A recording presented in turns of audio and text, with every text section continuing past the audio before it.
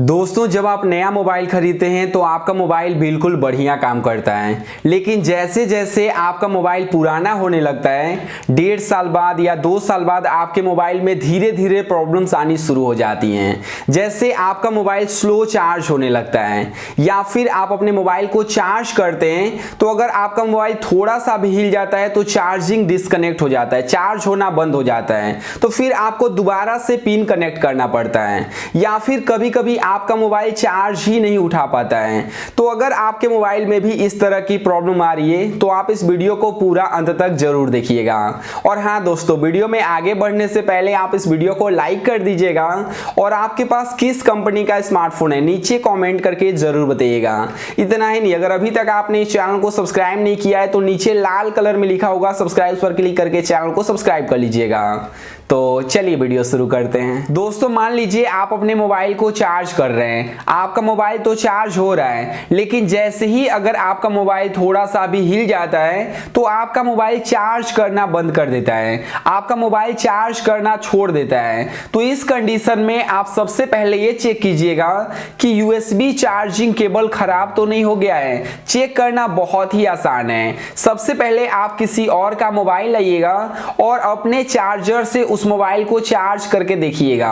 अगर वह मोबाइल अच्छे से चार्ज हो रहा है, हिलाने के बाद भी चार्ज करना बंद नहीं हो रहा है, चार्जिंग नहीं छोड़ रहा है, तो समझ लीजिए कि खराबी चार्जिंग केबल में नहीं है बल्कि खराबी आपके मोबाइल में है। लेकिन दोस्तों, अगर कोई दूसरा मोबाइल भी चार्ज नहीं हो रहा है, कोई तीसरा मोबाइल भी चार्ज नहीं हो रहा है, चार्ज में लगाने के बाद अगर थोड़ा सा भी हिलता है तो चार्ज करना छोड़ देता है, तो समझ लीजिए कि खराबी आपके चार्जिंग केबल में है। तो आप चार्जिंग केबल बदल सकते हैं। अच्छा, कभी कभी क्या होता है कि एडॉप्टर में भी प्रॉब्लम आ जाती है। तो जब एडॉप्टर में प्रॉब्लम आएगी तो जब आप अपने मोबाइल को चार्ज करेंगे तो आपका मोबाइल चार्ज ही नहीं होगा। तो इस केस में आप दूसरे चार्जर से अपने मोबाइल को चार्ज करके देखिएगा।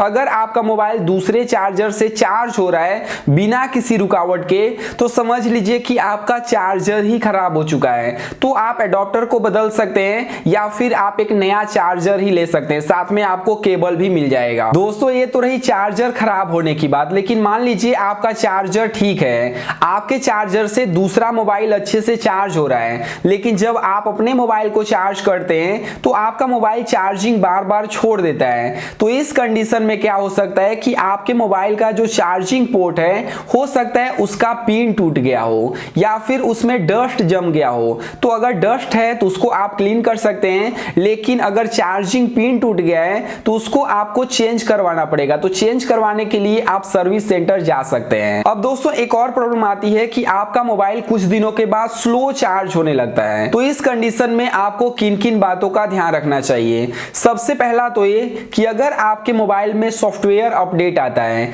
तो आपको सॉफ्टवेयर अपडेट करके रखना चाहिए। और हाँ, आप एक काम कीजिएगा, अगर आप अपने मोबाइल को चार्ज करते हैं और आपका मोबाइल स्लो चार्ज हो रहा है तो आप अपने मोबाइल को किसी और का नया चार्जर लेकर के चार्ज करके देखिएगा। अगर नए चार्जर से आपका मोबाइल फास्ट चार्ज हो रहा है तो आप नया चार्जर बदल लीजिएगा, क्योंकि कभी कभी चार्जर पुराना होने की वजह से उसमें कुछ खराबी आ जाती है, जिसकी वजह से भी आपका मोबाइल स्लो चार्ज होने लगता है। तो अगर आपके मोबाइल के चार्जर में प्रॉब्लम है तो आप नया चार्जर ले लीजिएगा। अगर नए चार्जर से आपका मोबाइल फास्ट चार्ज हो रहा है तो आपको चार्जर बदल लेना चाहिए। तो इन तरीकों से आप अपने मोबाइल के स्लो चार्जिंग की समस्या को दूर कर सकते हैं। उम्मीद करता हूं वीडियो पसंद आई होगी, तो आप इस वीडियो को लाइक कीजिएगा और इस वीडियो को अपने दोस्तों के साथ फेसबुक व्हाट्सएप पर शेयर कीजिएगा। और हाँ दोस्तों, इसी तरह की और भी इंटरेस्टिंग वीडियो देखने के लिए चैनल को सब्सक्राइब कर लीजिएगा और बेल आइकन को प्रेस करके ऑल नोटिफिकेशन को भी ऑन कर दीजिएगा। तो बस आज की वीडियो में इतना ही। Thanks for watching, bye bye, take care.